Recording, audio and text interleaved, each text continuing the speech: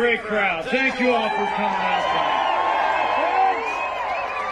Our state party chair, Laura Cox, all the wonderful Michiganders who are gathered here tonight from near and far. It is great to be back in the Wolverine State. And we are just 6 days away from a great victory all across Michigan and all across America when we vote for more years of President Donald Trump in the White House.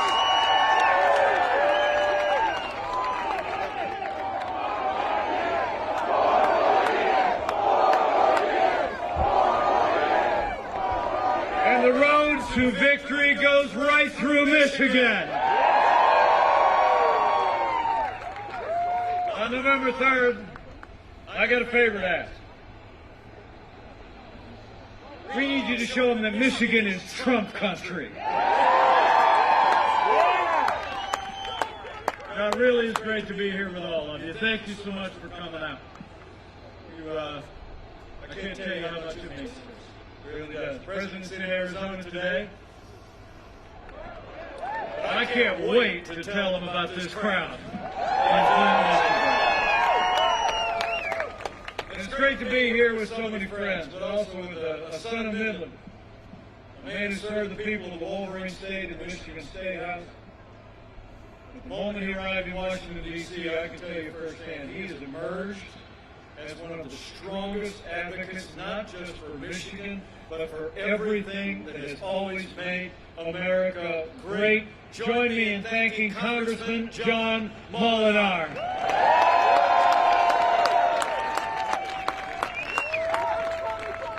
Thank you, Congressman. It's also great to be here, I'm told, with a lifelong Democrat. He's a leader here in Flint. We got some good news again that he is supporting President Donald Trump for 4 more years. Join me in thanking Maurice Davis, Vice President of the City Council. Where are you, Maurice? Let's hear it for Maurice. I'm partial to Vice President. Thank you, Maurice. Thank you so much. And thank you all for being here today. It really is amazing. It really is amazing to think about all that we've accomplished. You look great, man! Love you. 4 years ago, we inherited a military that was hollowed out by devastating budget cuts. An economy that was struggling to break out of the slowest recovery since the Great Depression. Terrorism was on the rise around the world. And we witnessed a steady assault on our most cherished values. But in 3 short years, we rebuilt our military. We revived our economy. We secured our border, supported law enforcement, and stood for life and liberty in the Constitution of the United States. I mean, 4 years ago, here in Michigan, you believed we could be strong again. You believed we could be prosperous again. You said yes to President Donald Trump in 2016, and I'm here because we need Michigan to say yes to 4 more years of President Donald Trump in 2020.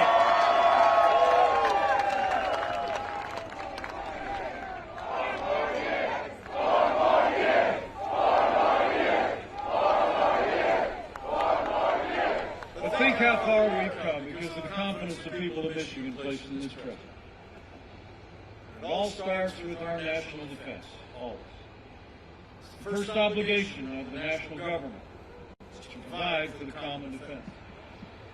And under the last administration, when Joe Biden was vice president, we saw years of reckless budget cuts that hollowed out our military. And there's reports in the news even today. The Democrats in the House and Senate are actually promising to make massive cuts in defense spending to fuel their big government plans. It's incredible. But I'm proud to report to you, as your Vice President, but as the proud father of a United States Marine, that we are finally giving our soldiers, sailors, airmen, Marines, and Coast Guard the resources and the support that they need to defend this nation. President Donald Trump has signed the largest increase in our national defense since the days of Ronald Reagan. But you know, it's not just been about supporting those who serve and their families. It's also been about standing with all the courageous men and women that put on the uniform of the United States. In fact, I expect, knowing what a great patriotic state this is, if you wore the uniform of our armed forces, would you just put your hand in the air and let me say thank you one more time for your service. Thank you for your service. Thank you for your service this time. God bless you all. But you all remember, especially our veterans, Joe Biden was vice president. We saw years of scandal at the VA. It shocked the conscience of our nation. I mean, we literally had veterans in this country who were dying, waiting to get care at VA hospitals. But under President Donald Trump, we signed the most sweeping reforms of the VA in 50 years. We fired 3,000 VA employees that weren't giving our veterans the care that you earned in the uniform, and Veterans Choice is now available for every veteran in America.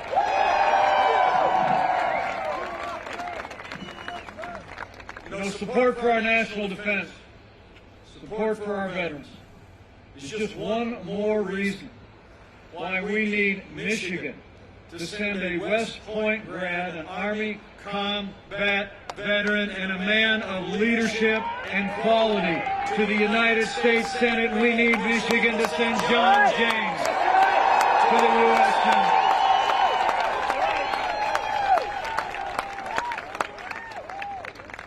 And on the economy, it's amazing to think what we accomplished in those first 3 years.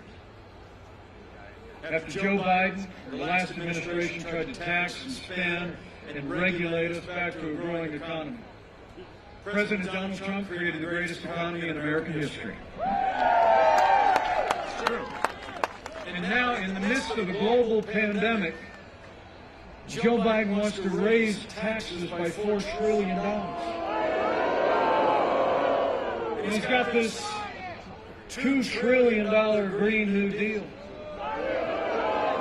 that the president had to remind him of in the first presidential debate, remember? He must have forgot he was for it. President Trump, by contrast, we cut taxes across the board for working families and businesses.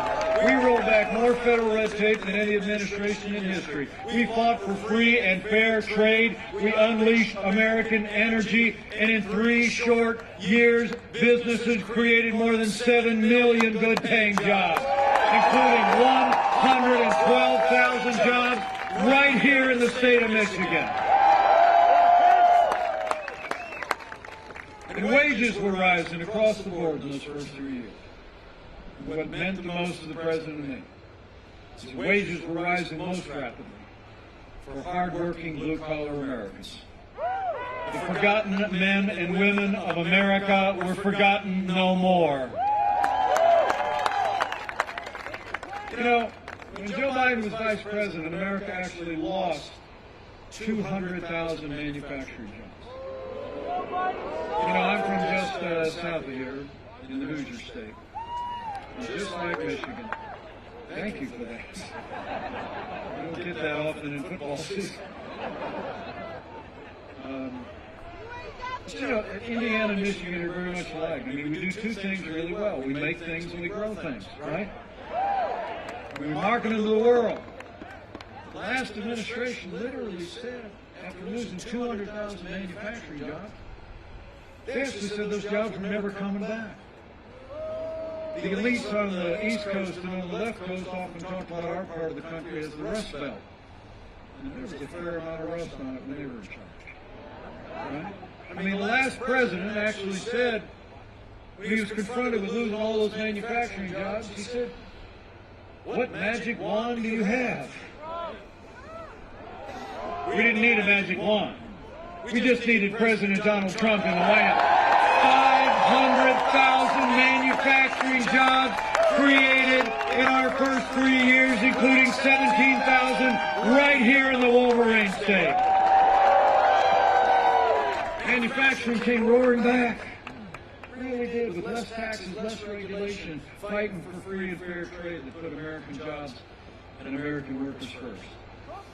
And here, not too far from Motor City, the automotive industry is roaring back in Michigan and all across America. And right here, General Motors announced they're adding 400 jobs in Oakland County.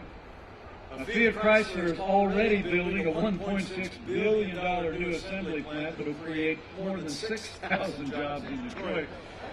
Maybe best of all, last year GM announced that they're investing $150 million in their assembly plant right here in Flint, Michigan.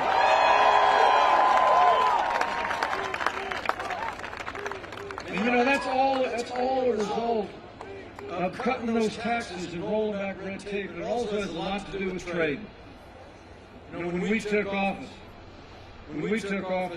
half of our international trade deficit was with Communist China. It's true, $500 billion a year we were losing in trade with China. Joe Biden, he's been a cheerleader for Communist China all along the way. He said that the rise of China was a positive development. He did. And he also scoffed last year as a candidate at the very idea that China was a competition to the United States. President Donald Trump, he put China on notice. We said the era of economic surrender is over. We imposed tariffs on China's goods into the United States, and we're going to keep standing strong until they open their markets to U.S. goods and U.S. agriculture and respect private property rights of Americans. And you all remember NAFTA. Out here in the heartland. 25 years after NAFTA was signed into law, we literally saw, you have to almost check this because it doesn't even sound right, 60,000 factories closed in the United States. And many of those jobs went south of the border to Mexico or far overseas. Now, Democrats for years, like Joe Biden, love to complain about NAFTA. But Joe Biden never lifted a finger to reform it or to fix what was wrong with it. But after Michigan voted for the man who wrote The Art of the Deal, Michigan and America got a way better deal. NAFTA is gone, and the USMCA is here to stay. I mean, the truth is, the USMCA, I don't know if you knew about this. I mean, under NAFTA, there were these, it might have been unintentional, I don't even know. I wasn't around back then. But there was kind of these perverse incentives to actually move manufacturing out of the country. But under the USMCA, 75% of all auto parts in duty-free cars have to be made in North America, and 40% of the parts have to be made by workers who make the average hourly wage of workers in the United States of America. We have taken the incentive away to move jobs out of the United States. It's a win for workers in Michigan and a win for workers all across America. It is.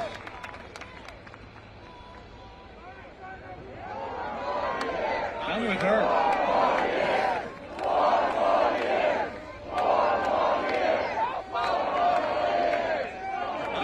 The lady wearing a UAW sweatshirt started cheering for the USMCA. I'll tell you what, it's a win for auto workers, and you know it. Thank you. Now, you all in Michigan deserve to know that Kamala Harris was one of only 10 senators who voted against the USMCA. You know, she and I had a little bit of a debate over in Salt Lake City a couple of weeks ago. Thank you. I tried to call her out on a lot of issues. And the truth is, she said she voted against one of 10 senators who voted against it. I mean, 90 senators in Washington don't agree on anything. But they did on the USMCA. But Kamala Harris, who was rated last year as the most liberal member of the United States Senate, actually voted against the USMCA because she said it didn't go far enough on climate change. I mean, you all deserve to know here in Michigan that Joe Biden's running mate put her radical environmental agenda ahead of Michigan jobs and Michigan auto workers. But I promise you, under President Donald Trump, we are always going to put American jobs and American workers first.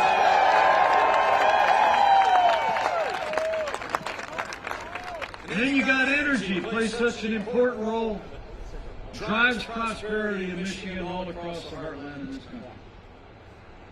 And I know you've heard it. Joe Biden and Kamala Harris over the last year have repeatedly said that they want to ban fracking and abolish fossil fuels. See, Joe Biden actually said in a presidential debate the other night. And how good was President Trump in that presidential debate, Larry? He was a great guy, right? Anyway, Joe Biden, you get to the end of the debate, about 90 minutes if you're still up. And they start talking about energy, and Joe Biden actually said that America needs to transition from the oil industry. I mean, the president just said, that's a big statement. Boy, was it. I mean, according to a 2017 study by a non-political group, the oil and gas industry supports 160,000 jobs right here in Michigan. And they're talking about whatever they're saying right now. Go back. It's like, honestly, Joe Biden said, show the tape. So we've been showing the tape. Pretty easy to find. Just keep going on and look at it. They're going to ban fracking. They want to abolish fossil fuels. But President Donald Trump has been a champion for American energy and American energy independence. We've developed all the resources of our land, and America is a net exporter of energy for the first time in 70 years. When it comes to jobs and trade and energy, President Trump will always put Michigan and America first. But on this economy, honestly, got 6 days to go. Men and women of Michigan, we got a choice to make. And this state will play an outsized role in deciding this election. Make no mistake about it.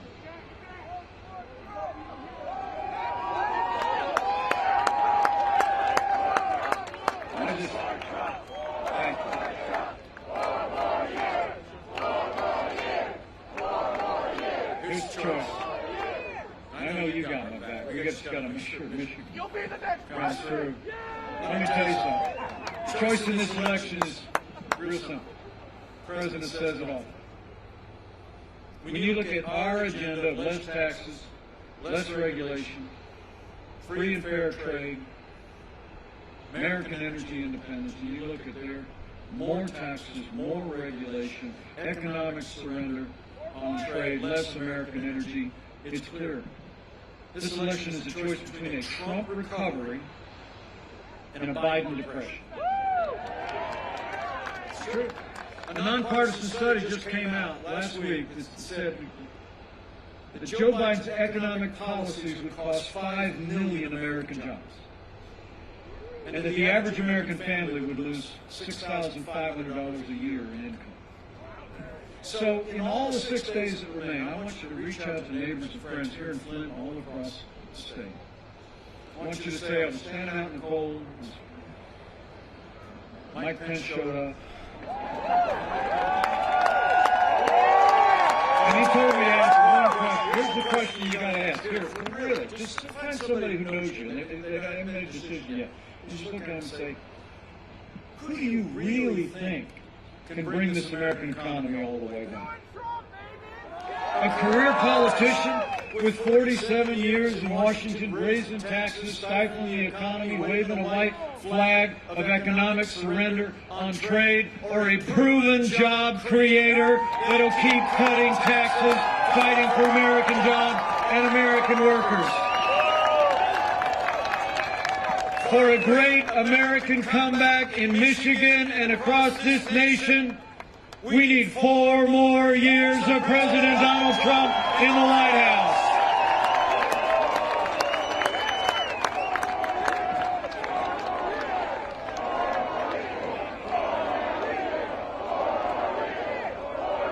So it's about our security, it's about our prosperity, but here at home it's also about the rule of law.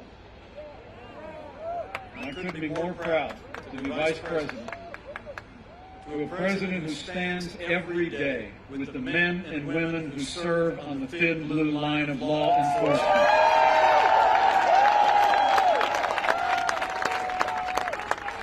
President Trump and I know what you know. Men and women who put on the uniform of law enforcement every day are some of the best people in this country. And they deserve the respect of every American every day.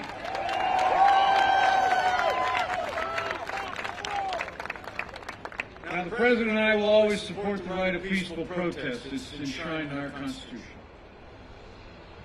But rioting and looting, like we saw last night in Philadelphia, it's not peaceful protest. Burning businesses is not free speech. For months, remember, all summer long, all Joe Biden talked about was peaceful protesters, right? Never condemning people that were literally burning businesses to the ground. I was in Minneapolis a couple weeks ago, and I met an incredible African-American woman named Flora Westbrook. Flora started a little salon in Minneapolis 35 years ago, built it up with her sister. She told me of the day, a couple of days after the killing of George Floyd, how she saw the violent protesters coming closer and closer and closer to her little salon, until they burned it to the ground. You know, the truth is, Joe Biden would double down on the policies that have led to violence in our cities. I mean, when you refuse to condemn those that perpetrate violence against our families and our communities, when you start to withdraw support from those who protect and serve, you only embolden those who are tearing our communities asunder. Now, Joe Biden explains it all by saying he thinks America is systemically racist. And that he and Kamala Harris actually believe, Joe Biden and Kamala Harris regularly say that they believe police have an implicit bias against minorities. When he was asked if he'd cut funding for law enforcement, Joe Biden actually said, yes, absolutely. But under President Donald Trump, I'll make you a promise.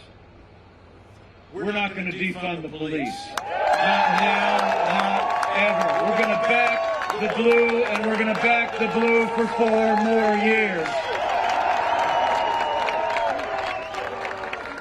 You know, you and I know, the President knows, we don't have to choose between supporting law enforcement and supporting our African-American neighbors and friends and other minorities and families that live in our major cities. I mean, for the last 3.5 years, we've done both. And we'll keep doing both for 4 more years. I mean, under this president, we funded more than 4,000 new police officers through the COPS program. When violence was taken over in major cities this summer, we launched Operation Legend, and we've arrested more than 2,500 violent offenders working with local law enforcement. And at the very same time, I couldn't be more proud that under our administration, we saw the lowest unemployment ever recorded for African Americans, the highest funding for historically black colleges and universities. We supported educational choice for families and 8,000 opportunity zones that are creating jobs in inner cities, including the Opportunity Zone right here in Flint, Michigan. We're going to support law enforcement. We're going to support our minority communities. And we're going to have law and order in every city, in every state, in America, for every one of us of every race and creed and color. So help us God.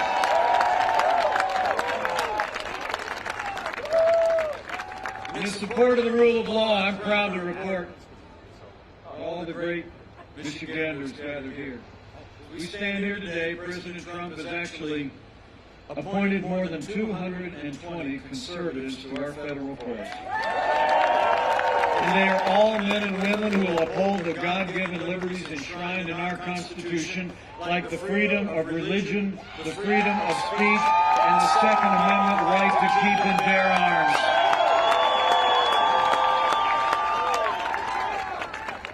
"220 federal judges, 3 Supreme Court justices, Justice Neil Gorsuch, Justice Brett Kavanaugh, and Justice Amy Coney Barrett."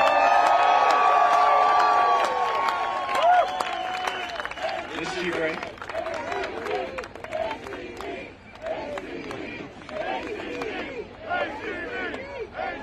What a brilliant jurist, incredible person, who just happens to be from Indiana. Couldn't be more proud of her. And we think it's altogether fitting that she now occupies the seat of the late Justice Ruth Bader Ginsburg. The truth is, Justice Ginsburg was a trailblazer for women. She was. Women in the law in this country, she inspired generations of women to step forward. And I know that the incredible character and life story and jurisprudence of Justice Amy Coney Barrett will inspire a new generation. In fact, let me just say, as a point of parental pride, one of those young women is with me on this trip. She's my youngest. She just graduated from law school, and she is part of that rising generation of young, incredible women who's going to do great things. My daughter, Aubrey Pence, everybody.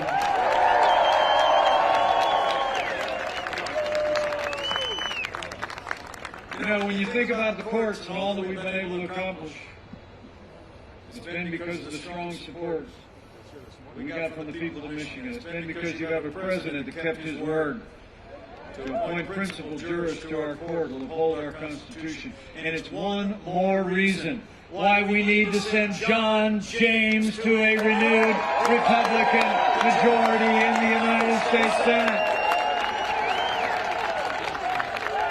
It's just that important. This is about our liberties, everybody. And here in Michigan, you deserve to know, when Joe Biden was vice president, we saw a steady assault on the religious freedom of Americans. I mean, the last administration actually hauled a group of nuns into federal court to force them to compromise their faith and live under the mandates of Obamacare. And not long ago, when Judge Barrett was going through her confirmation 2 years ago, the leading Democrat on the Judiciary Committee expressed the same religious intolerance that we've seen from so many in their party.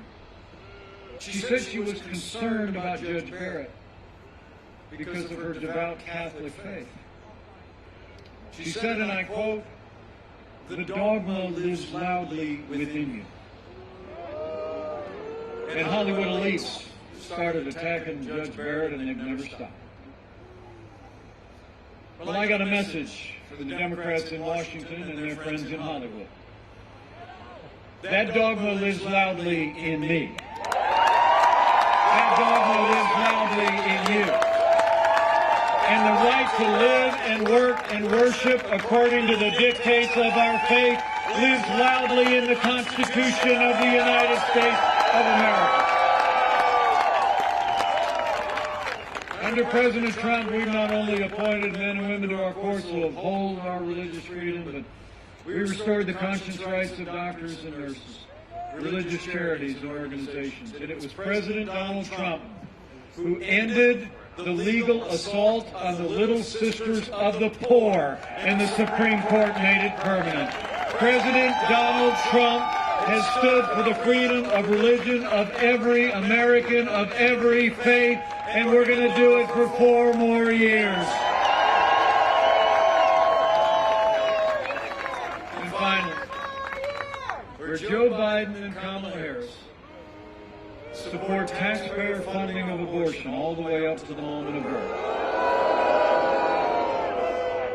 I couldn't be more proud to serve alongside a president who stands without apology for the sanctity of human life.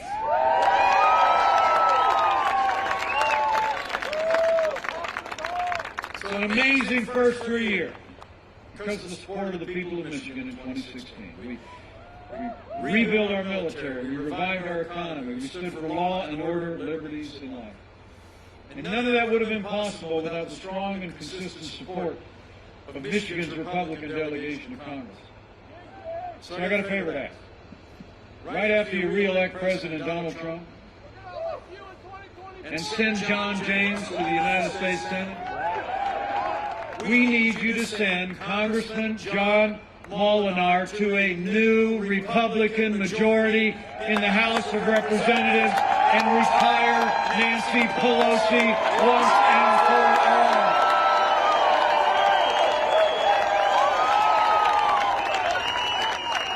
Out.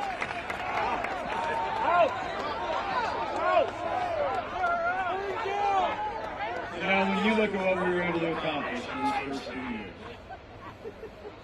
first few of which we had a Republican House and a Republican Senate. Only one way you can describe it. In 3 short years, we made America great again.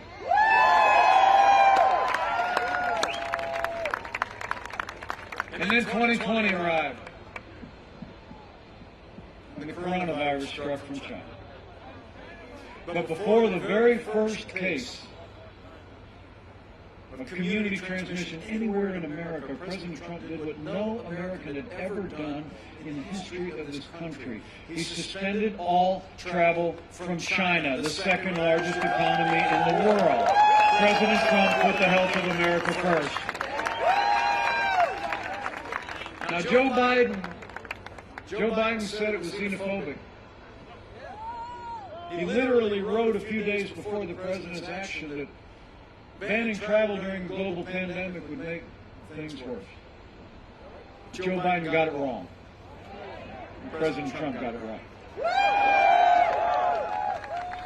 And the truth is, the president's decision at the outset saved untold American lives because it bought us invaluable time to stand up the greatest national mobilization since World War II. We reinvented testing. We started the manufacture all across the heartland of billions of supplies of personal protective equipment, ventilators, and the like. No American that's ever required a ventilator has ever been denied a ventilator. No one who's ever required an ICU bed was ever denied an ICU bed. We started at record speed to develop medicines, therapeutics that are saving lives today. And before the end of this year, we believe we will have tens of millions of doses of the first coronavirus vaccine in the world. I must tell you, until that day comes that we put this pandemic in the past, with a safe and effective vaccine, we're going to keep moving heaven and earth to make sure that our doctors and nurses all across the country have the resources and the support they need to give anyone that's struggling in this pandemic the level of health care we want a family member to have. I promise you that. We're going to keep protecting the vulnerable. We're going to keep saving lives. And while Joe Biden's talking about shutting down our country, we are opening up America again.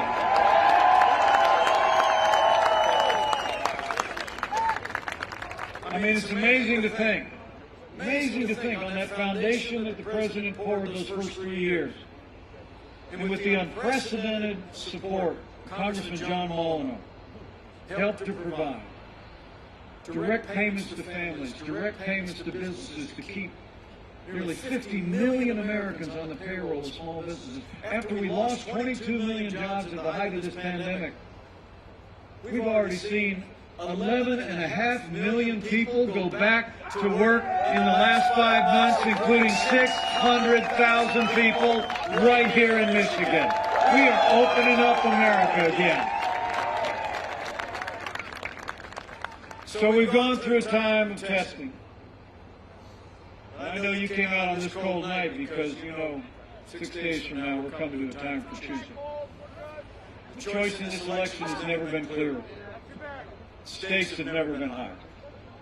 I mean, when you look at their agenda, higher taxes, open borders, socialized medicine, the Green New Deal, it's clear.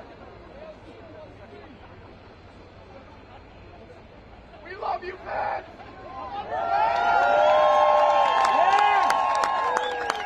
I love that.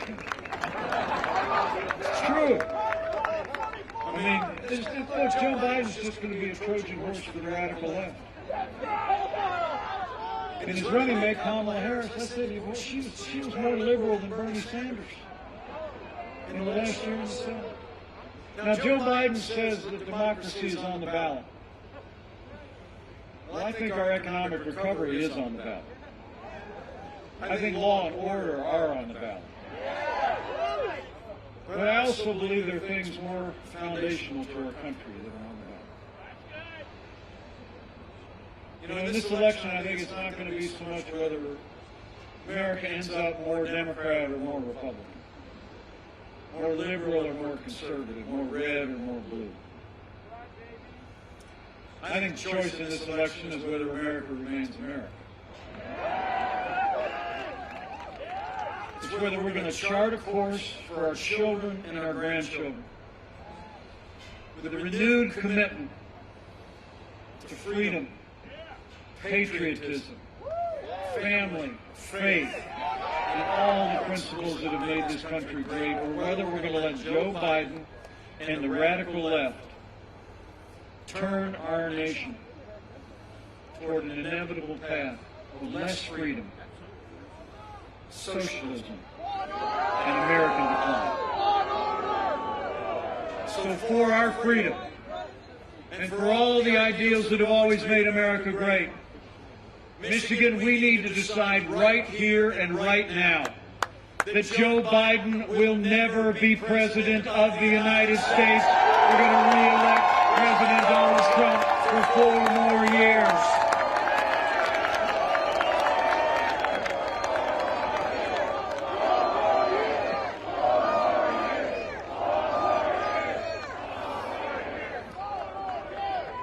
You know, 4 years ago when the president called me, asked me to join this ticket, I said yes in a heartbeat.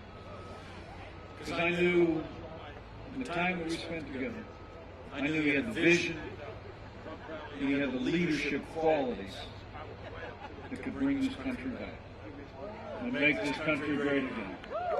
And let me tell you something. You know, some people think we're a little bit different. But we've gotten to be very close friends.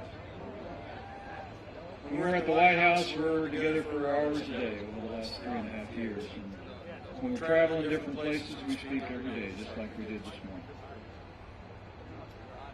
And let me tell you firsthand, I've seen our president when the cameras are off and when the bright lights are off. And I want to tell you, over the last 4 years, there has never been a day gone by against unrelenting resistance and opposition by the Democrats in Washington, against unfair and unrelenting attacks by their allies in the national media. There has never been a day gone by that I haven't seen this president get up and fight to keep the promises that he made to the people of Michigan. Now it's our turn to fight for him. It's on, Michigan.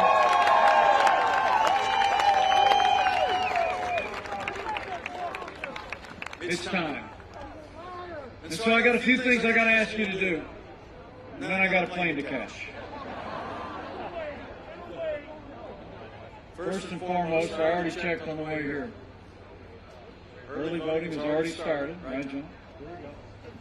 Laura? So first, on behalf of the President, I want to ask, we need you to vote, Michigan, vote to re-elect President Donald Trump to the White House.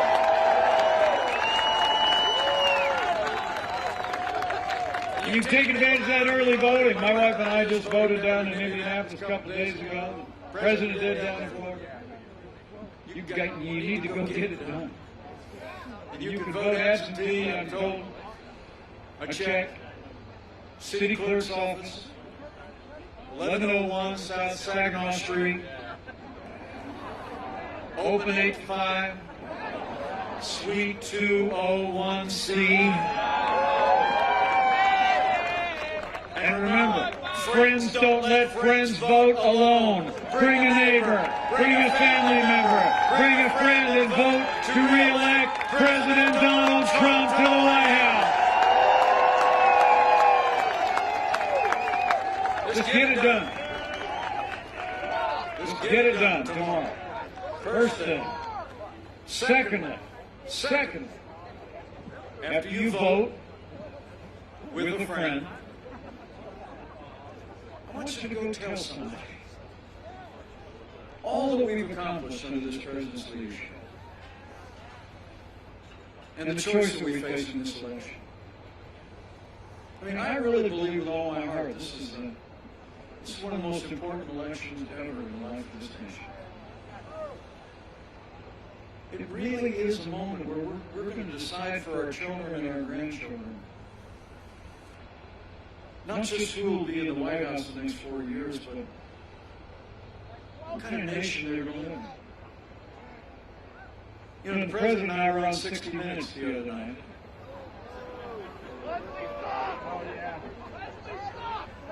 But there was a moment, I have to tell you, that I just really enjoyed. It was when the reporter looked at the President and she asked him, how would you describe your supporters?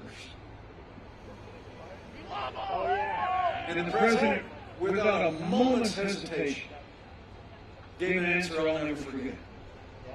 She said, how would you describe your supporters? And he said, they are people who love our country. So go tell your neighbors and friends that we have a president who loves this country and who is going to continue to fight to put America first. Go tell them.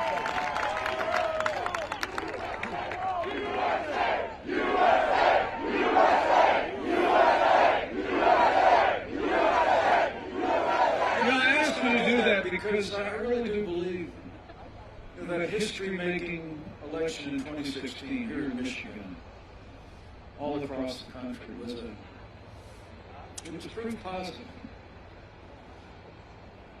The most powerful media in this country is not your television networks, it's not your newspapers, it's not your social media. The most powerful media in this country is word of mouth. It's when the American people are talking to each other, and when someone who knows you and respects you hears from you about an issue that's important to them. I'm just saying to you on behalf of Laura Cox, on behalf of the Congressman, on behalf of the President, myself, just take some time to reach out to your neighbors and friends. Just tell them I ran into Mike out at the airport and he like talked for like an hour just trying to summarize everything we've done, the choice that we face, and what we're going to do to make this country great again for 4 more years with President Donald Trump in the White House. You go tell them. And lastly, in these challenging times in which we live, if you're of a mind to avail yourself of that wellspring of strength that has always seen our nation through much more difficult times. I'd encourage you to do that too. You know, I've traveled around this country over the last 4 years, and two things I'm convinced of. This is a freedom-loving nation, and this is a nation of faith.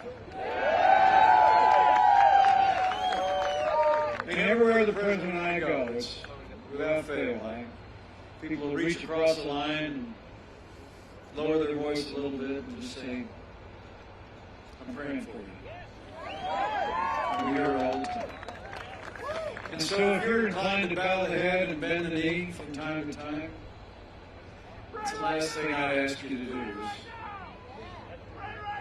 is consider doing that in the next 6 days. And when you pray with confidence in those ancient words that Americans have clung to through much more challenging times than even we could possibly imagine. That if His people who are called by His name will humble themselves and pray and turn, that He'll do like He's always done in the long and storied history of this great nation. He'll hear from heaven, and He'll heal this land. This one nation, under God, indivisible, with liberty and justice for all. So pray for America. Pray for all the American people. It'll make a difference, I promise you. And with that, I'm going to let you get back somewhere warm tonight, but I just want to say from the bottom of my heart, thank you for coming out tonight. Thank you for supporting our President and this entire team. And I leave here today with renewed confidence that if all of us do all that we need to do over the next 6 days, all across the great state of Michigan, all across America, we're going to have a great victory. Here in Michigan and all across America. And with John James in a renewed Republican majority in the United States Senate, with Congressman John Molinar in a new Republican majority in the House, with President Donald Trump in the White House for 4 more years, and with God's help. I'll tell you, Michigan, I just know we will make America great again. Thank you all very much. God bless you. God bless America. Now let's go get it done, Michigan.